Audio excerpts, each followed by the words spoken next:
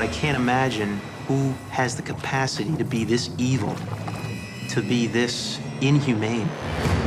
A brutal killing. It was something I've never seen in 36 years. The dismemberment was almost done surgically. A dark mystery with multiple suspects. Right away, it gets you thinking along the lines of a serial murderer. If you looked at his eyes, you could tell that he was a psychopath. Anybody that she had contact with that night could have killed her. The truth will be revealed. This was truly a whodunit. Every day in North America, dozens of people are murdered. The key to solving the toughest of these homicides lies in the final 24 hours of the victim's life. To crack the case, detectives must reconstruct that critical timeline. The minutes and hours containing evidence that can help unlock the mystery and catch the killer.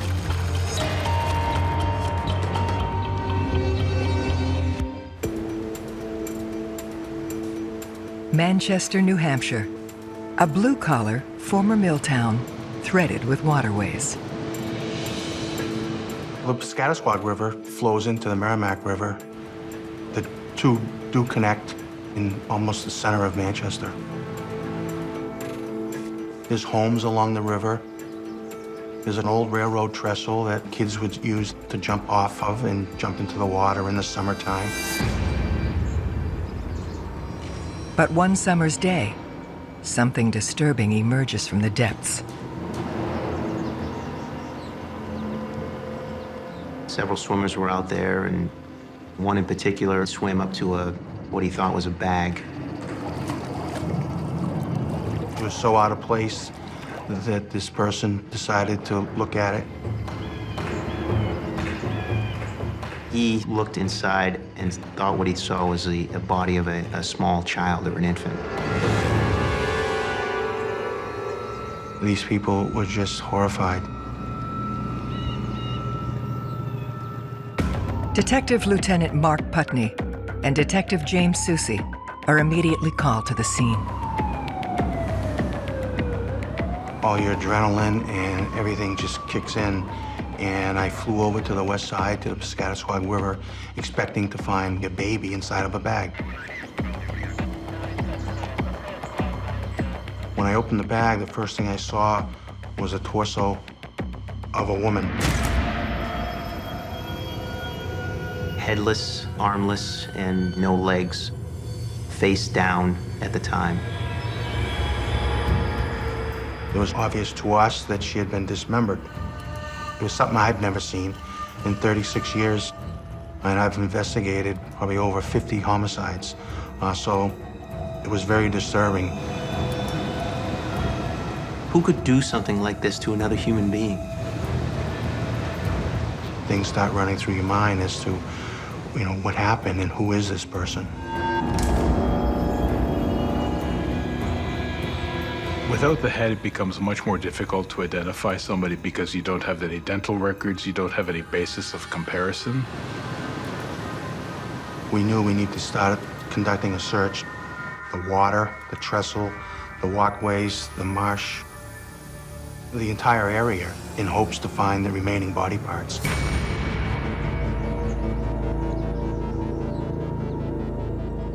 You're obligated to search as much as you can for body parts. I mean, that brings closure to the family on one side, but also may provide evidence. When we didn't find the rest of the body, we assumed that it happened at some other location and the body was dumped there. So now our crime scene really went citywide. We didn't have any idea where this happened. An examination of the torso yields a key detail. She had a tattoo on her right shoulder that had the first name of Mary. They immediately cross-reference the name with the town's recently disappeared and get a hit. Mary Stson was reported missing that morning by her oldest daughter, Tamara. And they came and picked us up, and we went down to the station. It was weird because I was sitting in the car and I seen a helicopter up in the sky and people heading over towards the water where we live. And I was like, oh my God, what's going on? There's no delicate way to tell someone that their mother was dismembered. You have to just explain it. And yeah, it's something that you don't forget.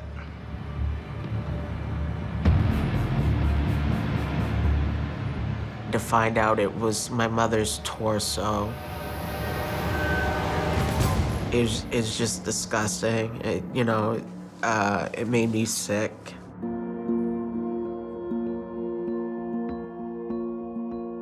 That's when my life changed,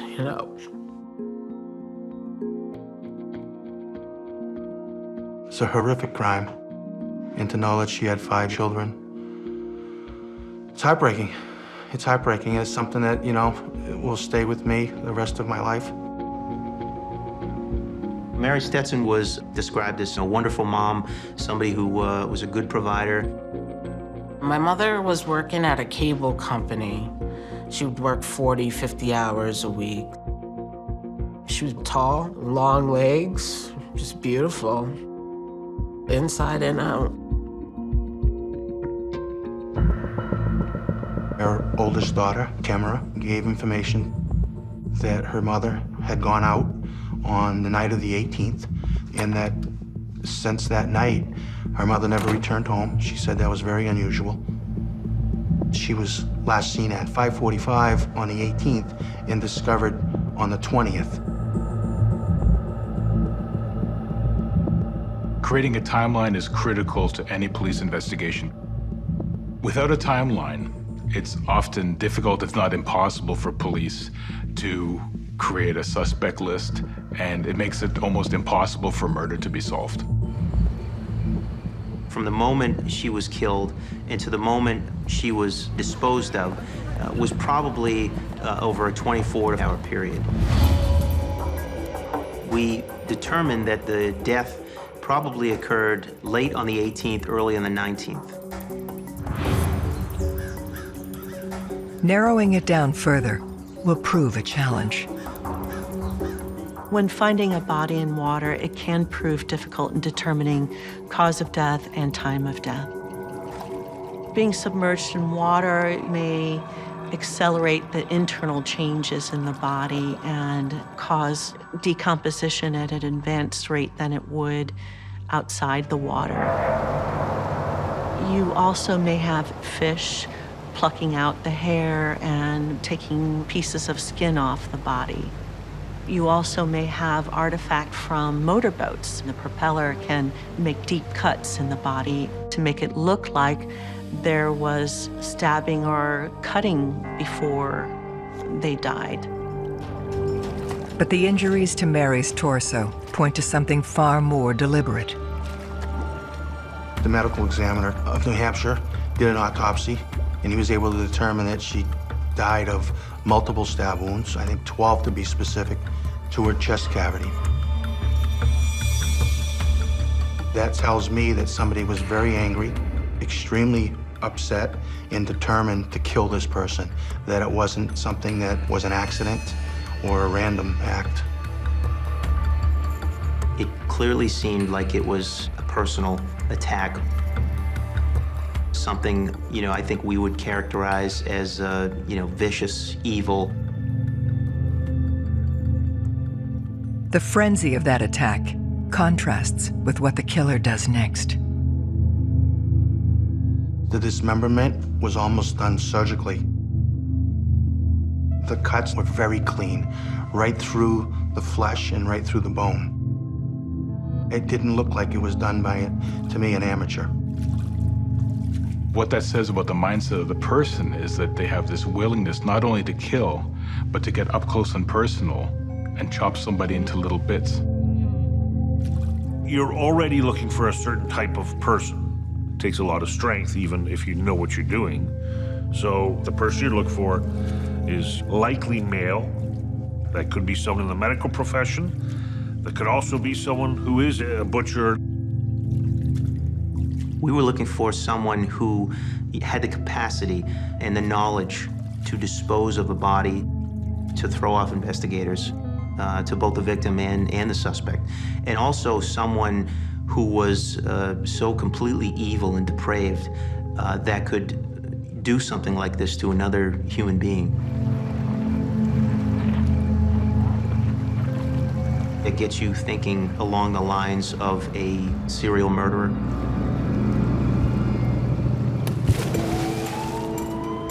One of the first things we did in this case was reach out to other police departments to see if they had any similar crimes in other jurisdictions. So we were looking for a similar pattern. There were no other cases that matched this case. Detectives shift the focus to Mary's relationships to locate anyone she had contact with prior to her murder. Most murders are committed between people who know each other in one capacity or another, and I call them crimes of passion. We really needed to uncover every corner and lift up every stone and specifically get into the details of her life and what she was about and who she socialized with. They turn to Mary's 22-year-old daughter, Tamra. My mother talked to my father, but he lived all the way in Louisiana. Her ex-husband wasn't a suspect. It was a very friendly relationship. But the family can point them to someone who connects directly to Mary's timeline. On the 18th, in the afternoon, she was supposed to go out with a guy named Chris. And he never showed, and she was ready to, go out and have a good time. My mother wasn't the type to wait around. She's like, it's my Sunday. Hey, I'm leaving. She left the house at 5:45 in a taxi cab. Mary's date then shows up less than an hour after she leaves the house. It was a very quick conversation. Is your mother here? Is Mary here? And she said no, she had left. And the person said okay and left. This unknown person is not somebody that she frequents with or socializes with. It was somebody that was new. Our focus at this point was trying to identify the date. We don't know what that relationship was like. We don't know what happened after they left, if they did meet up. We don't know if they went to his apartment or a hotel or anywhere. Potentially, there could have been some type of argument where it could turn violent.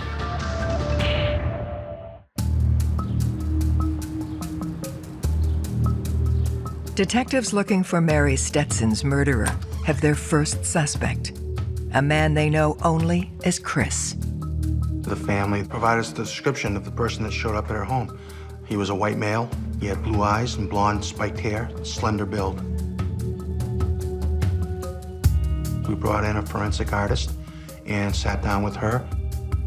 She was able to provide us a sketch of who this person was.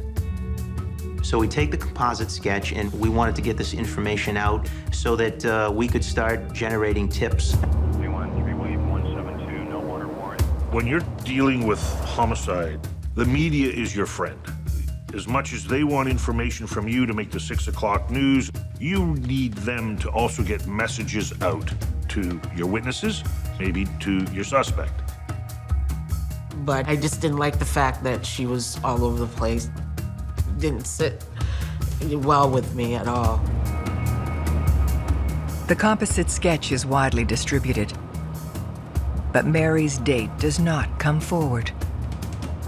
We had no one that jumped out at us and said that, you need to take a real hard look at this person. It was very disappointing because here's somebody that was knocking at Mary's door 2 days before she's discovered, and for the person not to come forward immediately was very concerning to us.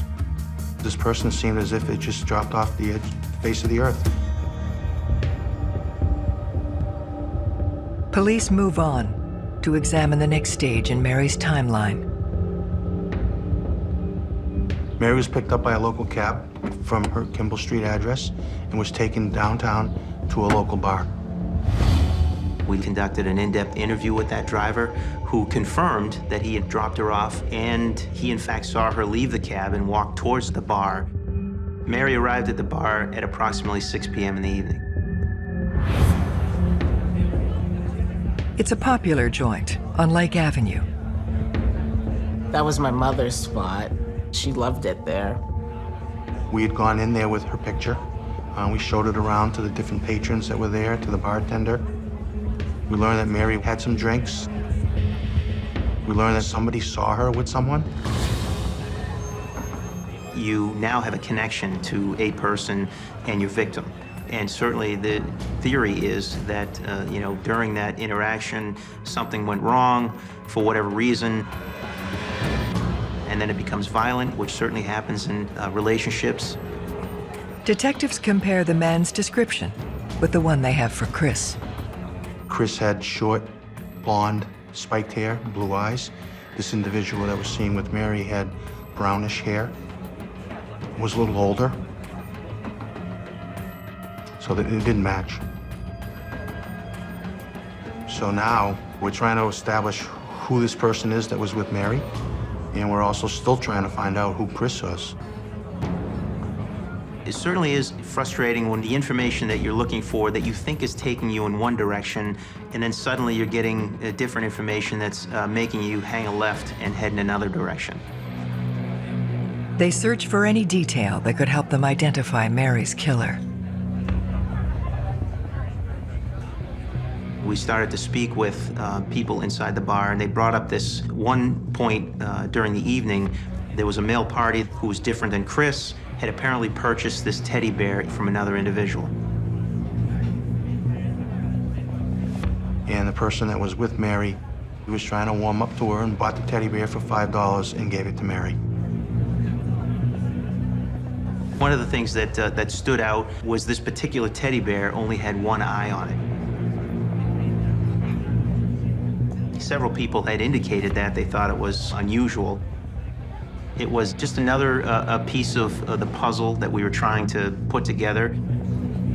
The canvas also helps detectives hone in on the time of the murder.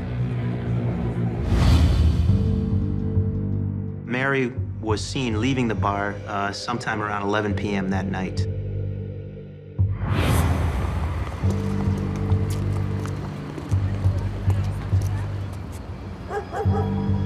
At that point, Mary's trail runs cold.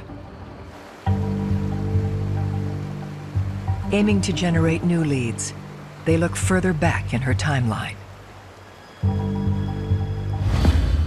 The family told us earlier that day that she had been to this market, which was in the neighborhood.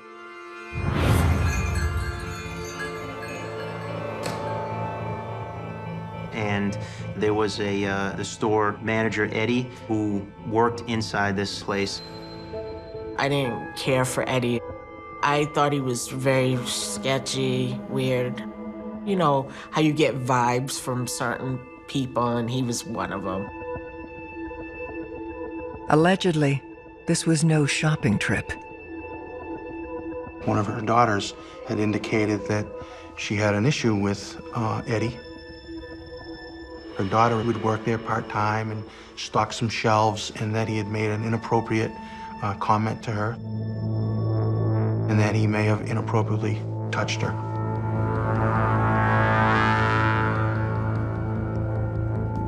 My mother found out about it and was really, really livid. It's a very volatile situation when someone has a revelation that their daughter has been possibly molested. I wondered if he had something to do with her disappearance. Did Mary go back to the store, confront Eddie, and Eddie became so upset, killed Mary?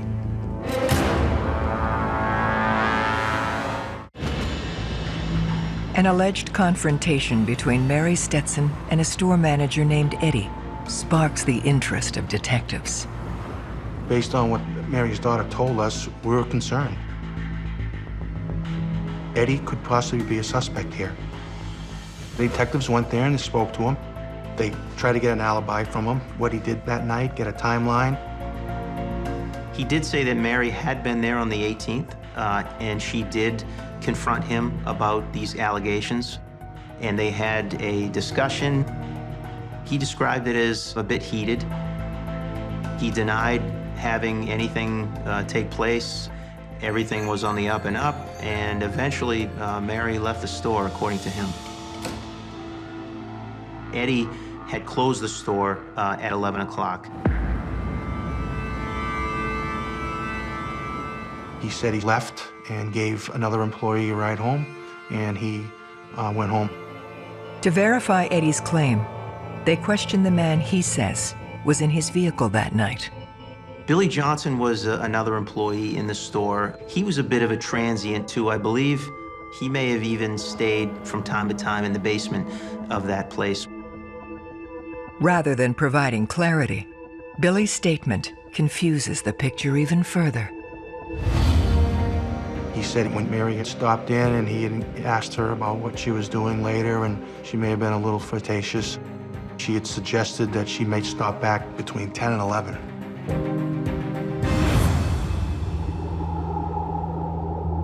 We had known that Mary was kind of a social butterfly, so it wasn't really all that unusual for her to agree to go out on a date. But the contradiction that we faced was the fact that she went to the store to confront Eddie about these allegations of sexual assault against her daughter. And while she's there, during some time frame, she has interaction with Billy, and she agrees that she's gonna have some kind of date with him later on in the evening. It just, you know, it didn't add up, it didn't make much sense. As they probe deeper, allegations surface that may explain the contradiction. People in the neighborhood said that Billy was a daily alcohol consumer, and he'd have these spans of time that he couldn't remember or just didn't make sense. When you're talking to somebody like that, you don't know what they remember and what they don't remember. Then, they discover something even more disturbing. We found that Billy worked in a butcher shop and was familiar with the process. When you hear about what took place and you see the manner in which the death occurred, you put two and two together and you say to yourself, this guy certainly has the potential to be a good suspect. With conflicting accounts of Mary's actions, police want to see exactly what happened in the store. There was CCTV video, and the camera wasn't working that night. That clearly did send up a flag that, you know, was it just coincidental? Was it on purpose? Did Eddie create a malfunction with these cameras to hide something from the police? Certainly there was a potential for a motive, for, you know, something bad happening. Either Eddie or Billy or both having the potential or even the capacity to do this crime and having the MO for our murderer.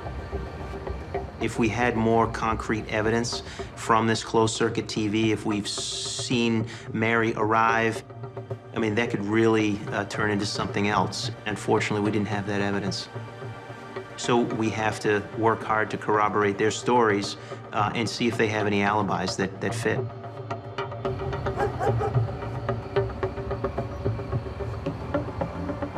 We couldn't connect Mary to Eddie because his alibi was locked up by the fact that he closed the store and he was seen by his family in another location on the same time frame that Mary had been seen in the downtown area. Billy was living with somebody at the time when we spoke to that person, and we were able to alibi him that he did come home and never went back out. That whole scenario of the camera not working, I think, was legitimate. To be certain, detectives perform a search for physical evidence. Eddie allowed the detectives the opportunity to search the store. Obviously, whoever committed this murder, there would be a crime scene. They went downstairs, they searched the cellar, they looked all over, and they couldn't find any evidence that suggested that Mary had been killed there. As they rule out the market, Mary's date appears from nowhere. Chris just walked into the police department and said something to the effect of, "I think you guys are looking for me." And we interviewed him. That composite sketch was 100% accurate. You could put them up together, it was the same person. What was concerning to me was the fact that after this homicide was reported, it was all over the media. And the fact that that person didn't come forward to us, that was very important.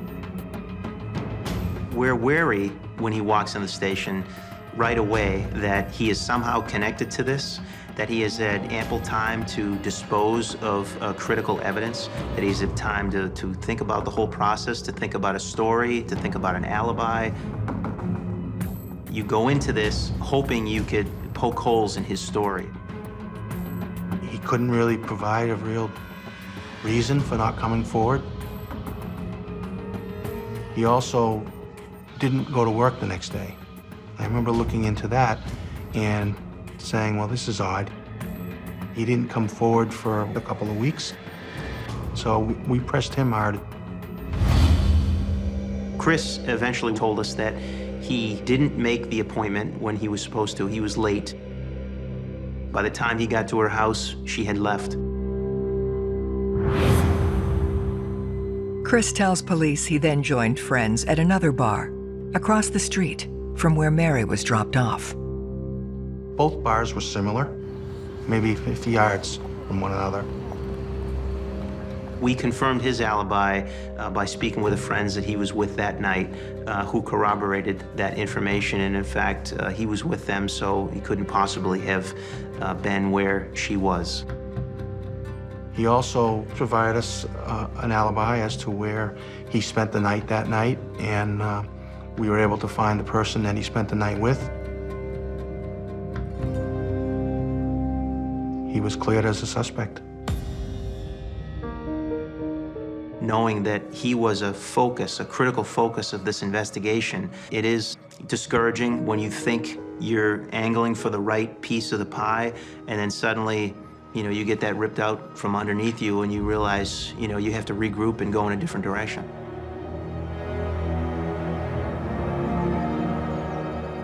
I mean, people were on edge. They talked about it in the schools and on the news, and it didn't matter if we were exhausted. It didn't matter if we had other things on our plate.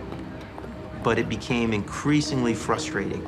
The more information that we got, the more of kind of a question we had in the back of our heads as to who this suspect was. Were we ever going to get to the right person?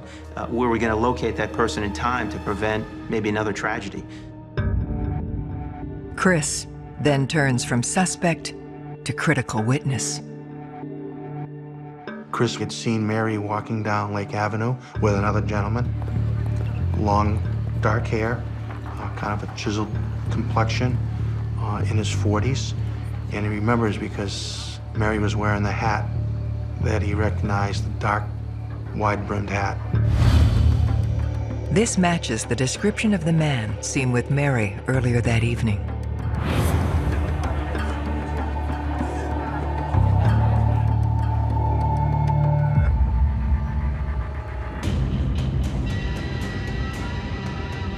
More determined than ever, detectives renew their efforts with the media. You never get tired of tips, especially on a whodunit. And this was truly a whodunit. They get a break. A caller claims Mary was hanging out with a guy known only as Razor. He told us that Razor would use a knife. And he was very skilled with it.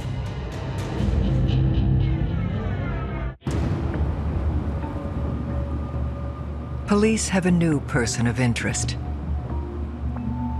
A man who goes by the name Razor. Kind of ironic that he got the nickname of Razor and that he came in on a tip line when we're looking for somebody that had been involved in a dismemberment. They bring in the man who phoned in the tip. His name is Josh. Josh had told us that there was a party that both he and Razor were at. Both were competing for, Mary's affection, and at some point, she was obviously leaning towards Josh, more so than she was leaning towards Razor, if at all. Razor was apparently so upset that he located him that next day and assaulted and beat him up. Detectives need to determine if Razor is the same dark-haired man last seen with Mary the night she died. He was upset and had a connection to Mary. Mary kind of had an attraction to his friend instead of him. Maybe he has a criminal past. Those things kind of add up. They head to Razor's last known location. When he was in Concord, he was living in this tent on the river. I personally actually went to Concord and found his tent. We searched his campsite and surrounding areas, and we didn't find anything. No knives. No knives that were capable of causing this homicide. This manner of disposing of a body, it seemed like it was a process, a very involved process, and that didn't fit his profile. He was a drifter, a transient who lived in a tent, doesn't have a vehicle, doesn't have the equipment needed. He doesn't have the means in order to commit this type of crime. In the end, he didn't fit the description of the person back in the bar. With Razor ruled out, concern grows the case may go cold. That was extremely frustrating because each time we developed information on another person, we were excited, we were getting there, we identified somebody, could this be it? And then suddenly we would speak to these individuals and we realized right away this is not the person we're looking for. Months are going by and we couldn't lay her to rest. It's gut-wrenching. When you're trying to solve this case, there's pressure from the family. They want answers, so you have an obligation to try to solve it as quick as you can and give them answers. We used every avenue that we could to hopefully try to solve it. Then, they uncover a curious new lead. A second missing persons report. We received a call late at night from a woman who identified herself as Donna Plick. She hadn't seen her ex-husband, Vaklav Plick. Even though they were divorced, they still had a relationship where they would talk daily. Donna was somewhat nervous, but she was also concerned. She didn't know if something had happened to him. Vaklav Plick was last seen in the early hours of July 22nd, 2 days after police found Mary Stson. When someone disappeared in and around the time of the murder or shortly thereafter, that is of great interest to find out where they went. But what detectives learn next turns Vaklav from victim into potential suspect. Vaklav was employed at a place nearby. It was described as a deboning factory. He would debone chickens. He would cut up lamb legs and beef, and he would use a knife, and he was very skilled with it. He was certainly capable of making the type of cuts that we had seen on the torso when we first discovered the body. Very clean, very precise cuts. When Donna was interviewed, she indicated that he had a violent past. He had threatened that he could kill her and cut her up, and no one would ever know. Donna knew that he would frequent bars that were on Lake Ave, and that he would go fishing where the body was found. Donna gives police a photo of her ex-husband.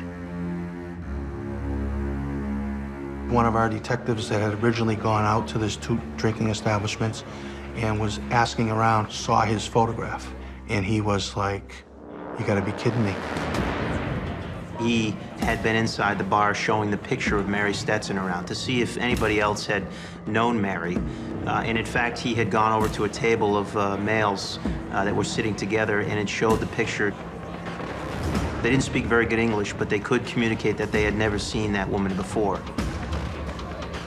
The third male that was sitting there happened to be Vaklav Plick. With Plick now the prime suspect, detectives return to the bar where Mary was last seen. We completed a photo array, which included Vaklav. You know, our hope is to have somebody identify him in the bar. We showed it around to the different patrons that were there, to the bartender, and they identified Vaklav Plick.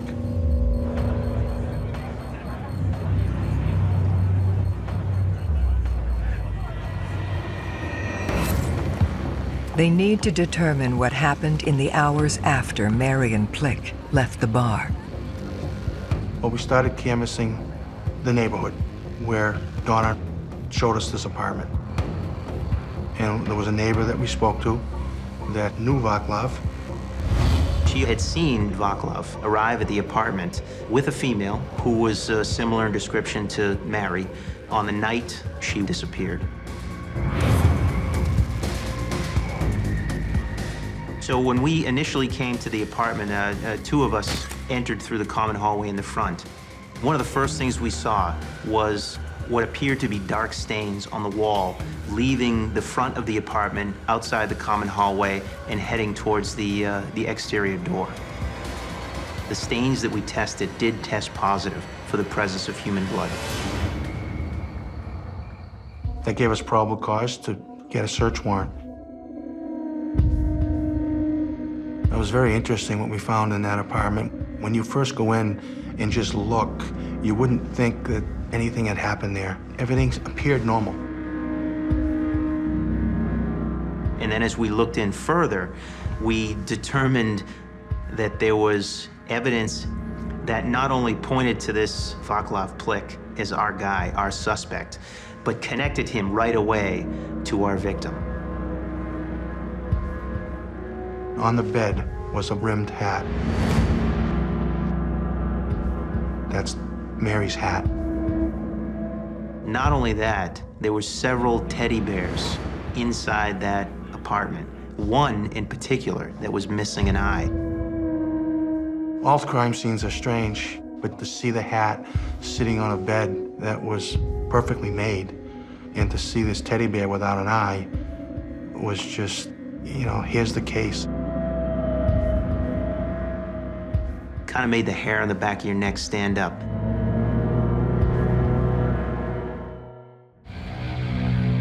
Detectives have proof that Mary Stson was inside Vaklav Plick's apartment the night she disappeared. Now they're looking for evidence of murder. In his bedroom, the carpet was cut out. I mean, that's consistent with something happening, something staining the carpet, and then the carpet having to be removed right away. When someone's stabbing somebody, the blood is casting off. And clearly, people who clean up crime scenes forget the fact that there's other manners in which to collect evidence or visually see evidence. You turn out all the lights, and you spray this chemical luminol, and it luminesces blood with like a black light, and that area lit up like a Christmas tree.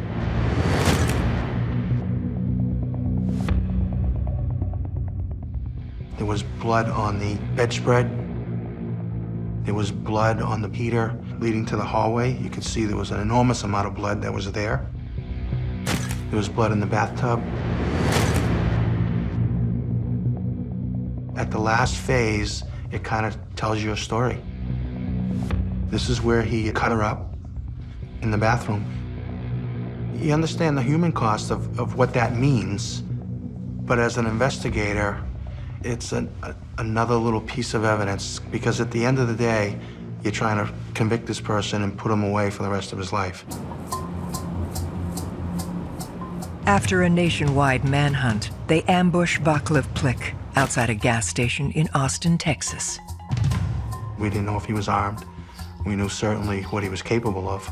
So we waited outside, and I pretended I was pumping gas, and as he walked out, we grabbed him and arrested him. I was so happy and relieved because this man was caught and he wouldn't be able to do it again to some other woman. As they grill Plick for a confession, they now have a complete timeline of what happened the night Mary died. Mary left her apartment about 5:45. She traveled in a cab to a local bar. There, she met with Vaklav. They had some drinks at this bar, and he purchased a teddy bear for her. They then left that bar and headed back towards Vaklav's apartment on Orange Street.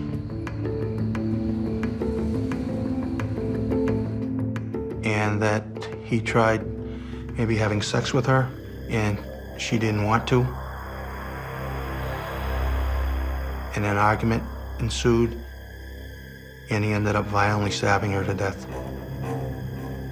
In a panic, he didn't know what to do, so he dismembered her so he could get her out of the apartment. He used a miter saw that was in his closet, and he put the torso in a large duffel bag, and he threw her in the area that he fished at the trestle. He then took the other body parts and drove out to the total opposite side of the city and discarded them in the woods.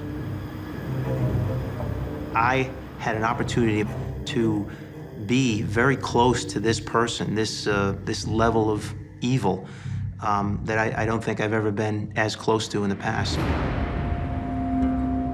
With the information that he provided about what he had done with the torso and the body parts, Manchester police conducted another search, and we were able to find her head on one side of the street and some of her extremities on the other. I think it was very important to the family that we recovered her head especially. They were able to give her a proper burial, and I think that was very, very important. She raised us, and he took that away. He just completely destroyed a family.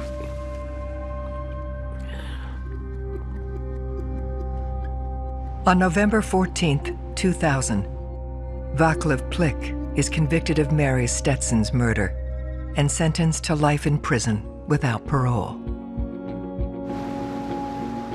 I just remember when the verdict came back guilty, how emotional it was, even for me. And I turned, and Tamara was there, and we embraced each other and cried.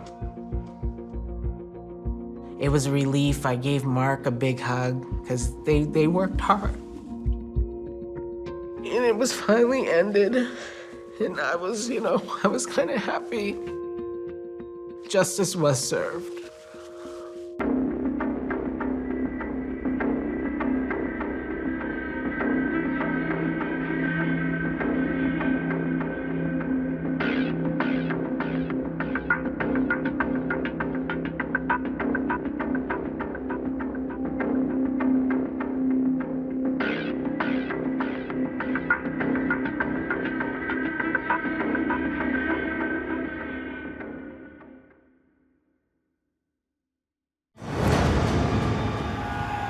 You just don't wake up one morning and commit a crime of this nature. Not this demented and sick and evil. A brutal killing.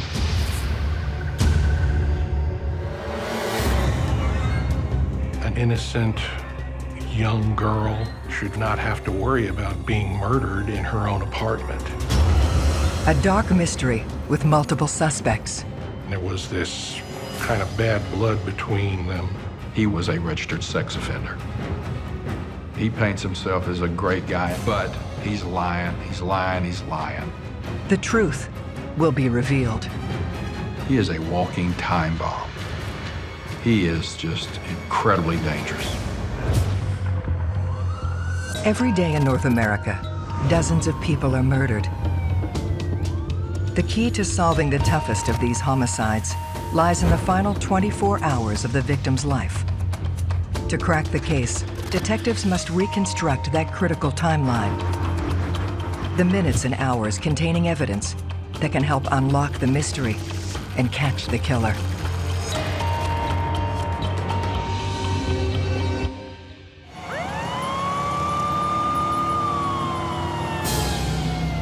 In the early morning hours in Arlington, Texas, emergency services respond to a frantic 911 call.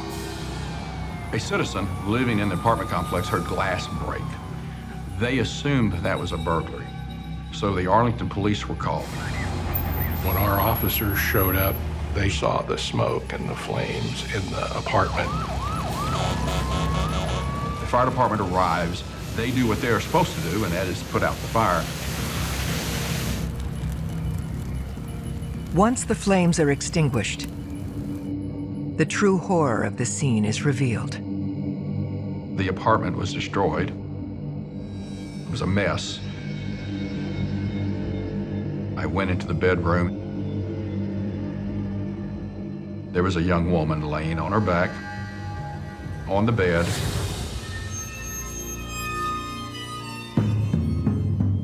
And the very first thing I saw was a circular, round puncture in the middle of her chest. It was clear to me that there's a stab wound. She was burned enough to not be recognizable, but not to the point that it concealed the injuries that we found. She was lying on her back on a bed, and that part of her in contact with the bed was relatively spared from the heat. Right away, we're going to treat it like it's foul play. The Tarrant County Medical Examiner's Office had the responsibility for positive identification, and they were able to do that with dental records. And that's what led to the discovery that it was Missy Grubauer. She was 19 years old, 2.5 weeks from her 20th birthday. Arlington police detectives Tommy Lenore and John Stanton are tasked with finding her killer. In order to catch the assailant, you want to know about your victim. So I learned a lot about Missy right off the bat. As a father myself, she is the daughter every father would want. She was a wonderful, wonderful kid. She was a freshman at the University of Texas at Arlington. She was an honor student from a nearby high school. She was also in the band. She had very strong religious beliefs. A young lady with incredible integrity. We found out she was also known to still be a virgin, which she apparently was not ashamed to tell people. The people who she worked with and associated with, they all were told that she had made that decision, that she was going to wait till after she was married. Someone has robbed Missy of that future. There was some effects to her body from the smoke, but you could still see that she had been beaten. Her legs were sprawled, hanging off the edge of the bed. She was wearing a shirt or a bra, but it was pulled up to her neck. It was burnt. Her panties were around her right ankle, and there was a pair of pants also on the floor. You could also see what appeared to be ligature marks. To solve the murder, detectives will need to trace the last day of Missy Grubauer's young life. Missy worked 2 different restaurant jobs, was working her way through college. We learned that within 24 hours or so of Missy's death, she worked. She would stay and kind of decompress from her night's work, and then they would all call it a night and she went home. The last anyone knew from the workplace was that she had gone home alone sometime after 11 o'clock at night. Detectives work to establish time of death. In these type of cases, what you really want to find out is, was she killed before the fire or was she killed after the fire? If a person is dead from a fire, they will have almost certainly inhaled some soot and smoke, and we'll see that to the naked eye. And so if we analyze the blood, we will see that there's an elevated saturation of carbon monoxide in their red blood cells. In Missy Gruber's case, there was no soot to be found, and when we ran the laboratory studies, there was no carbon monoxide detected. She actually died of a stab wound to the chest that perforated her heart. She was dead when the fire got to her, and she had not begun to decompose. It could have been minutes or hours. So, in order to establish the time of the fire, we rely on the arson investigators. I rely on their expertise and their forensics. Arson experts determined the fire started moments before the 911 call at 3:30 a.m. With Missy arriving home sometime after 11, this gives investigators a 4 to 5 hour window for the attack. When someone attaches arson to their crime, there's two reasons to set that fire, and usually they go hand in hand. One reason is to destroy evidence. Another reason is to do what we call staging, and that is to try to disguise the death as something other than what the assailant actually did. There was information coming in from the arson investigators that the source of the fire was the front door. And then there was a trail of accelerant that led back to the bedroom where Missy was found. If a fire is set correctly, it can have devastating consequences for an investigation as far as forensic evidence. Investigating a death in which fire has been introduced to the crime scene makes that investigation 10 times harder. Fortunately, there was less than complete destruction there at the apartment. If fire doesn't have oxygen, it'll go out.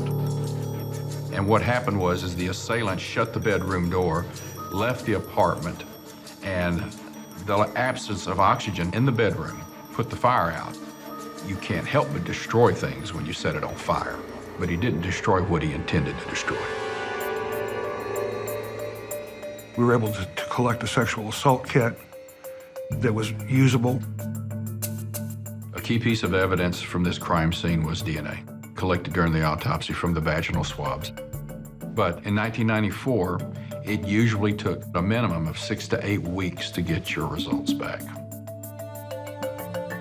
DNA is a very helpful tool in investigating a death, but it's only helpful if you have something to compare it to. When you have a suspect and their DNA, you can compare the DNA that you've collected from the body. The very nature of this crime, the arson, the sexual assault, the brutality of it, and the violence really led us to worry that we have a serial killer or a serial rapist running around. We've got someone out among us who is a violent offender. You've got a bad individual out there, without a doubt. But what we find is people who stage crime scenes, especially with arson, they were always either associated or related to the victim. There did not appear to be any forced entry that gave us some direction as to maybe this is an associate of Missy's. The careful work of forensics uncovers a key clue. We actually found some letters in her apartment. The letters were of a romantic nature. From reading it, you could tell this was a male. They were seemingly like boyfriend-girlfriend type letters. You could also see in the body of these letters that she was battling with her abstinence. You could see Missy was confused. You know, she wanted the romance, and she didn't know if this individual was going to settle for the limitations. She went a little too far with him, or was going to go a little too far with him, and she was feeling bad about that. The letters also expressed anger and maybe a little animosity towards Missy. Well, they were breaking up. We identified the person who was corresponding back and forth with Missy on these letters, and his name was Ivan. Detectives learned that Ivan and Missy were co-workers at the restaurant. This guy was a very primary person for us right away. We did a background check on Ivan. We found that Ivan was a registered sex offender. Ivan was convicted for having a sexual relationship with a minor. The fact that Ivan did have a criminal background, the fact that there was a little bit of a volatile nature to their relationship, it's certainly a red flag. Some people have a very hard time letting go of someone they're involved with, and they would rather see that person dead than with somebody else. This makes him a really good suspect because that horrible sexual assault and brutal crime could simply have been triggered in an explosion from him.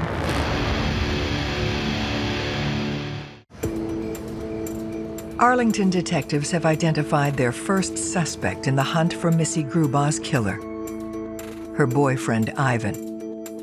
We had very limited information, just the letters and so forth. But because of the state of their relationship, he's certainly going to be a primary focus at that time. The detectives bring Ivan to the station. Ivan's demeanor was very polite. He was very open, somewhat preppy, soft-spoken. Was certainly not a gangster or a tough guy. He seemed just somewhat, actually, to the point where he was rather meek. You could tell Ivan had feelings towards Missy, but he was also upset.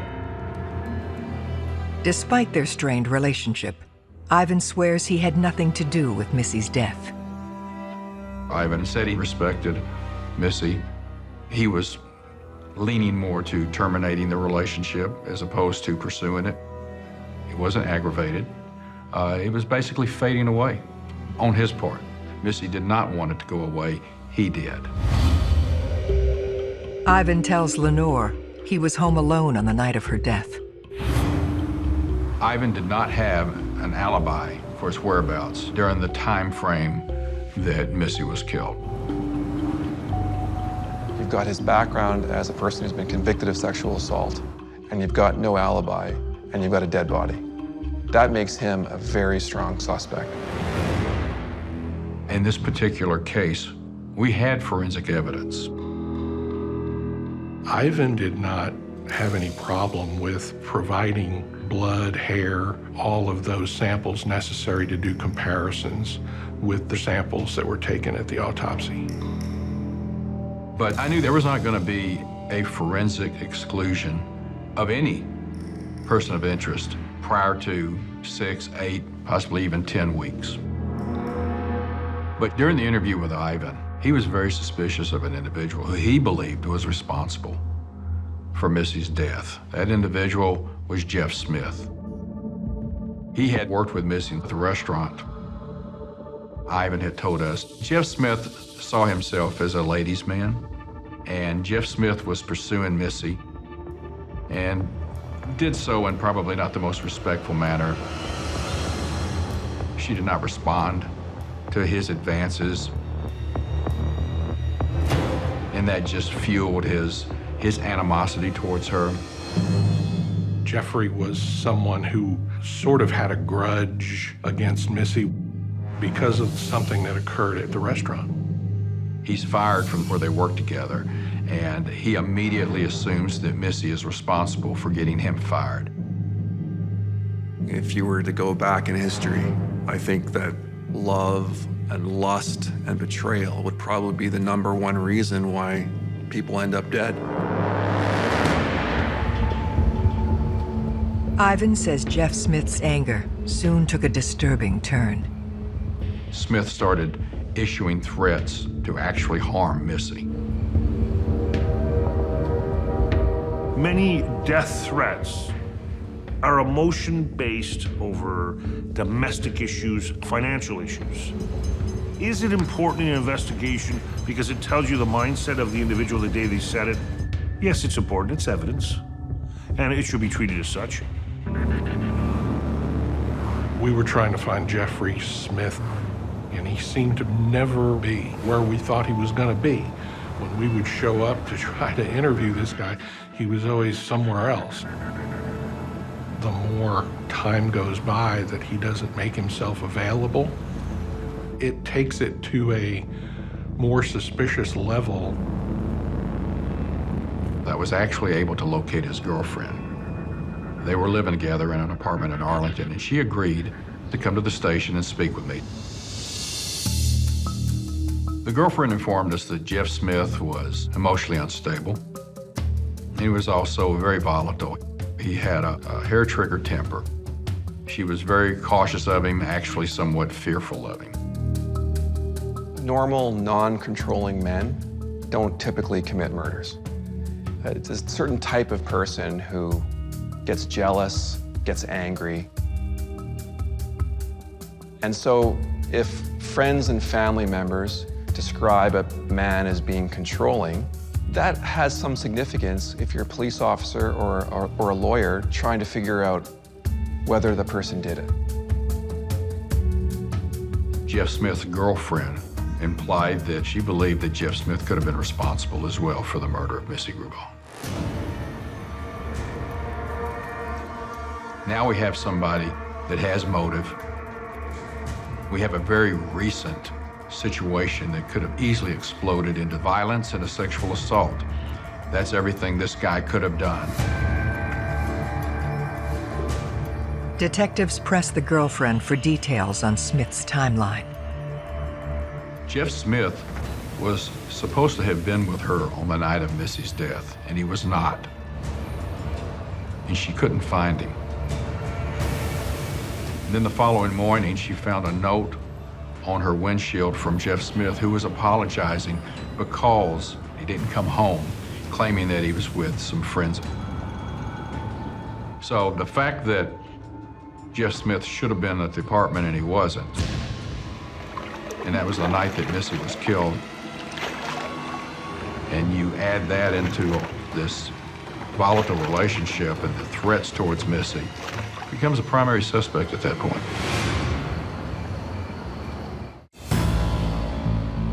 Jeff Smith's girlfriend has given police enough to make him the prime suspect in Missy Grubauer's murder.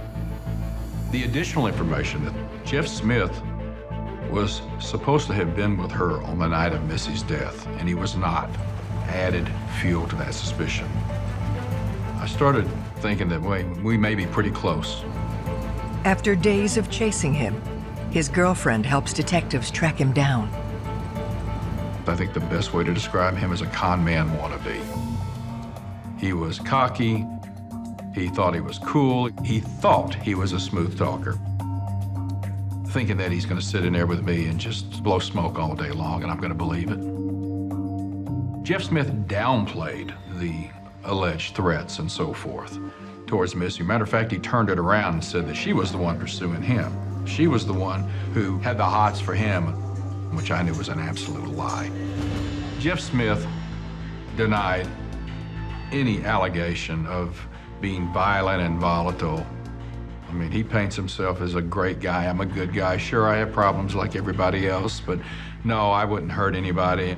Whoever's telling you this is just feeding you a bunch of bull.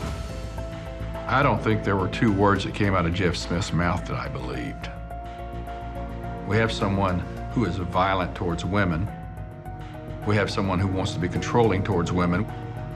We have someone we definitely know does not like to be rejected by women, which makes him a really good suspect because sexual assaults are power plays. I can picture him as the kind of guy that thinks he's smarter than the police. So he's the guy that's gonna set the fire and fool us and send us off in another direction. However strong the detective's suspicions, everything hinges on where Smith was the night of the crime. Jeff told me that he was with his girlfriend that night after midnight. I knew he wasn't because the girlfriend said otherwise. That just solidified what I knew about this guy, and that is, he's lying, he's lying, he's lying. What's interesting, though, is he does agree to give me his blood and his hair and his saliva, knowing that it's going to be compared to the sexual assault examination of Missy Grubauer. I've had guilty people over the years cooperate. The bad part about that, we don't know the answer for 6 to 8 weeks down the road. So I continue the investigation, working on my victimology, wanting to know more about Missy, wanting to know more about what her lifestyle was. Who could have done this? Detectives learn that a colleague from the restaurant stayed with Missy in the weeks prior to her death. His name was Charles. Charles, frankly, is probably one of the closest to Missy that we knew, other than Ivan. He was kind of down on his luck, didn't have a lot of money, needed a place to stay, and Missy, having the incredible big heart that she has, she actually allowed him to stay with her at her apartment, and he slept on the sofa. Charles soon takes advantage of Missy's good intentions. Charles steals the money out of her tip jar. Missy, being the good and wonderful kid that she is, she's also not going to put up with anything as well. She called the police department.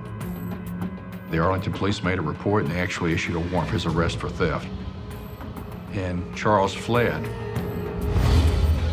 We believe that he was still in Arlington at the time of her death. Obviously, the motive here is revenge. And he is certainly an individual that we need to find and talk to. But of course, we're on edge because we don't know where he's at. We found out that he's reportedly fled Texas.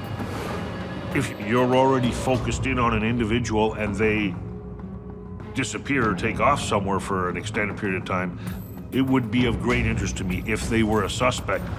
The person has a lot of explaining to do as to why they didn't commit the murder.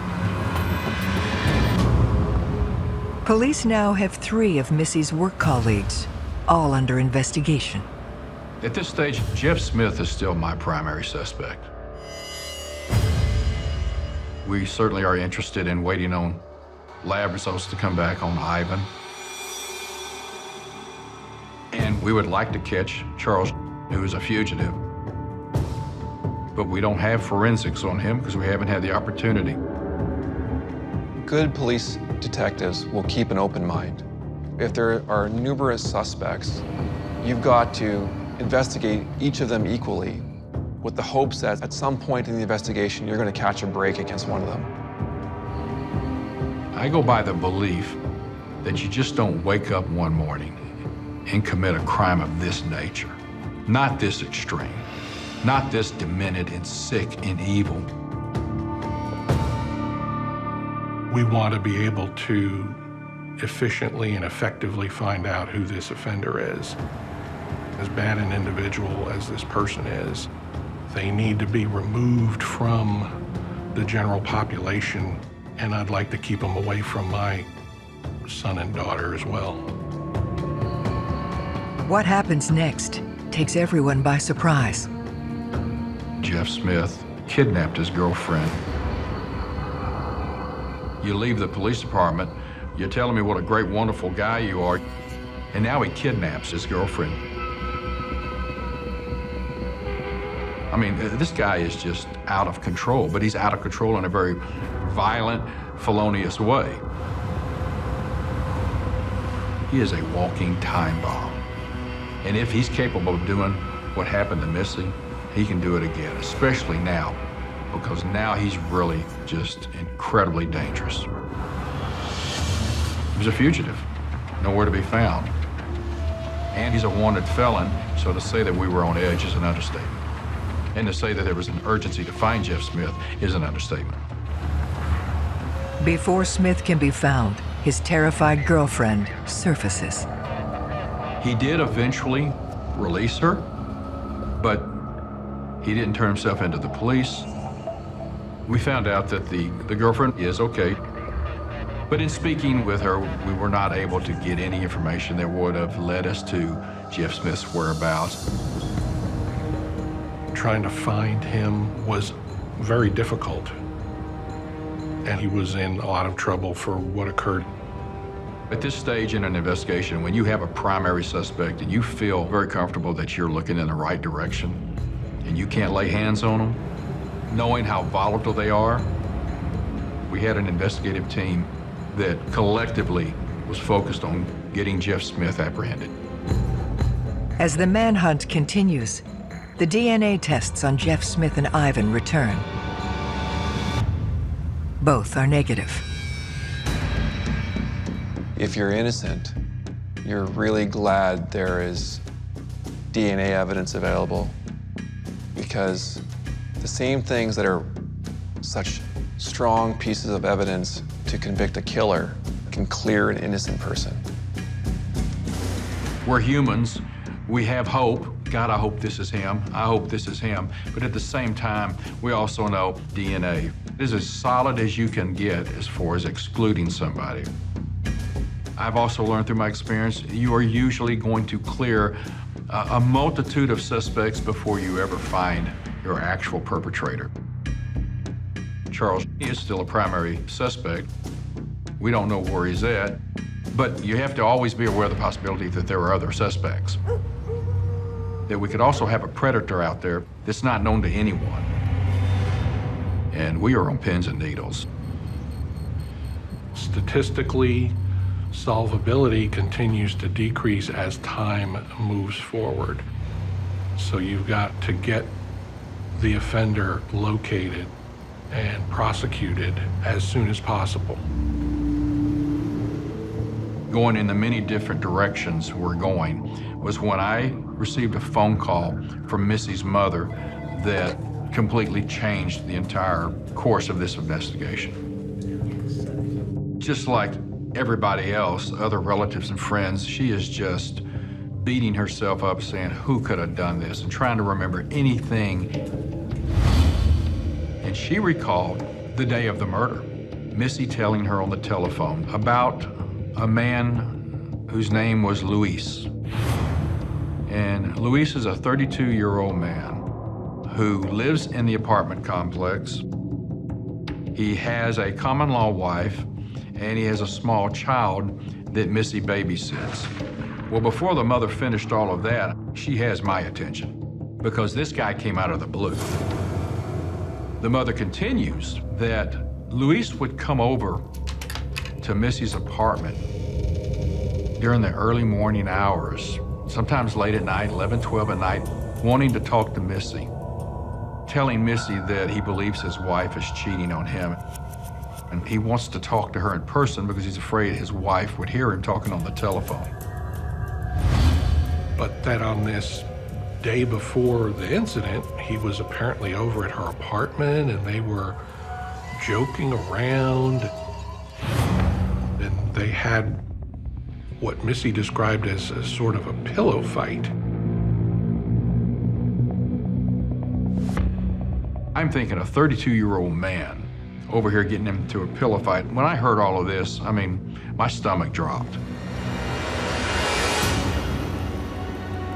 Detectives learn that Luis Aoyo also works with Missy at the restaurant.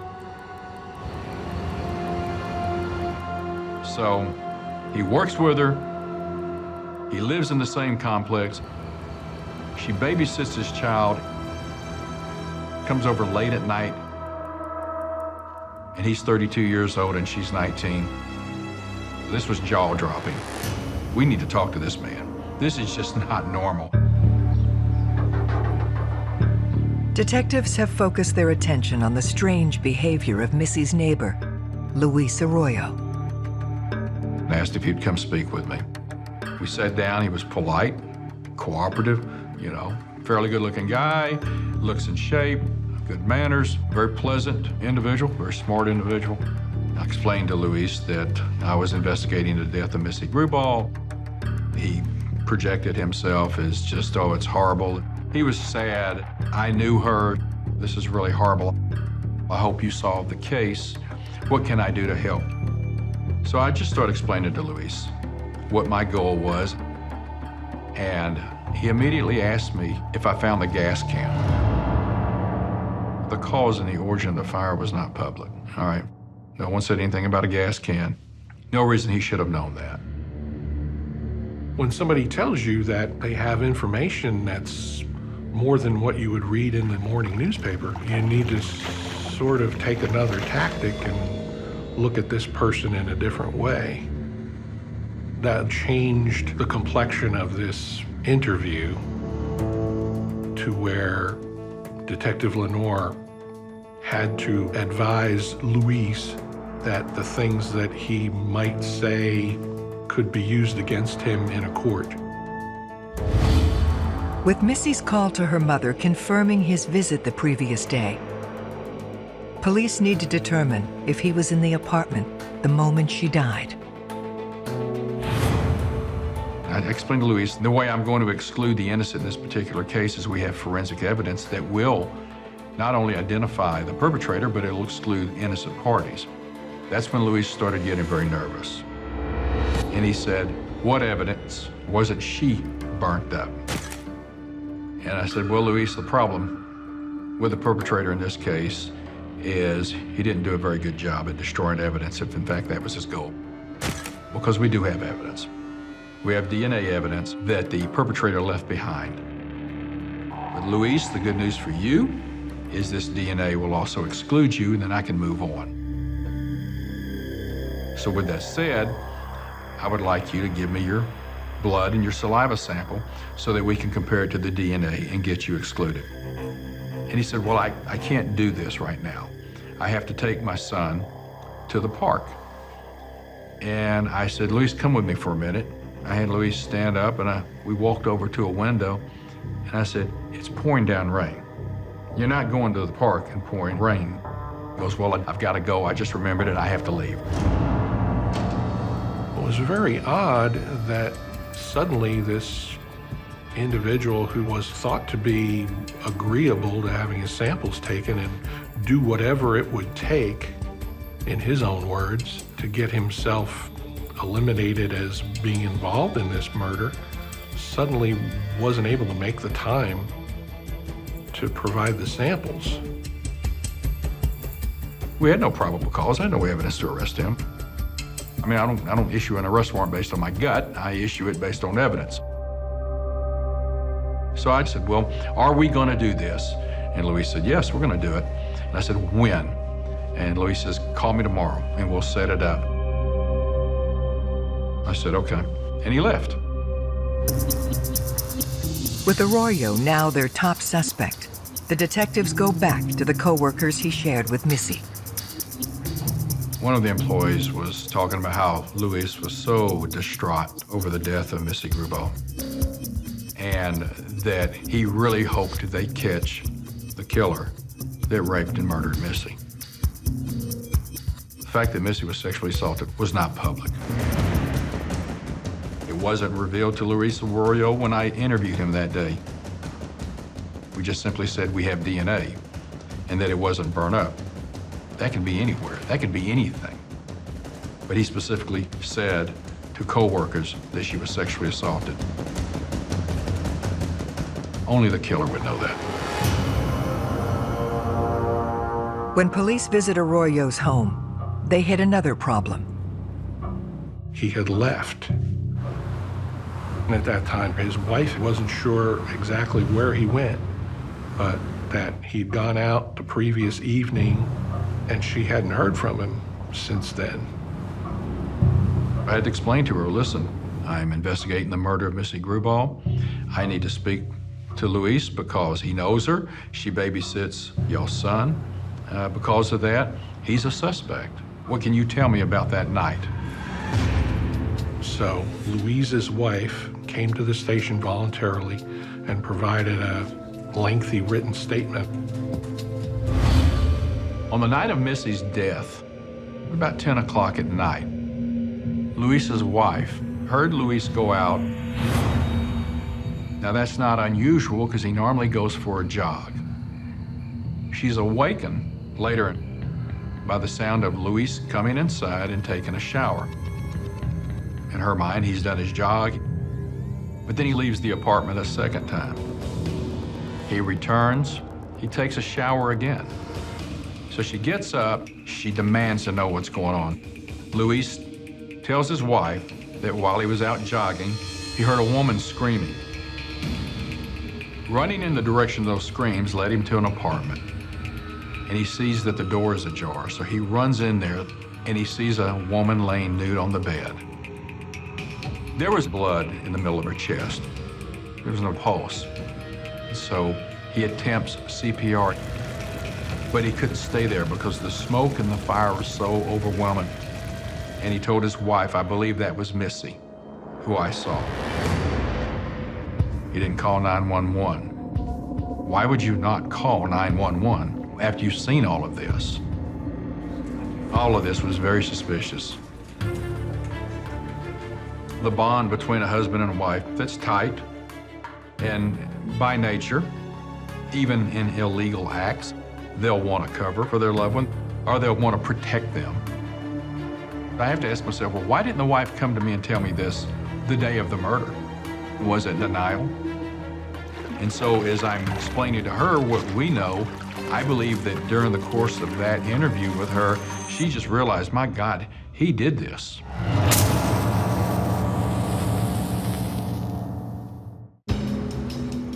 The wife of Luis Aoyo's statement to police places him in Missy Grubau's apartment. They must now track him down. She informed me that Luis is in San Antonio and he's staying with her parents. He was arrested by the San Antonio Police Department and transported to the county jail. When I came face to face with Luis, this was not the same person that I had talked to a short time earlier. Completely different human being. Incredibly withdrawn, slumped over, head down. I guess one of the ways you want to describe it is just a beaten person. I don't know what made Luis suddenly just open up as much as he did, because what's interesting is this, he does open up. Luis started with that they were going to have consensual sex, and that it was completely agreed upon by Missy that that would occur. He claimed that it was a tender, wonderful moment, which we know to be absolutely hogwash. That didn't happen. He had found the knife, which was just a kitchen knife. We pretty much allowed him to indicate where he stabbed the victim. And then he puts on what I believe is this show of falling on the floor and crawling around and acting like you're losing your mind. That was just a show. With all that said, he provided enough to solidify and to support evidence it was him, that he did do it. With Aoyo's confession in hand, detectives put together everything they know of the events leading up to Missy Grubau's death. At approximately 10 p.m., he leaves his apartment under the pretense of doing his jog. After 11 o'clock, he goes to see Missy. He knocks on the door. He does that all the time. She's not alarmed by it. She allows him inside.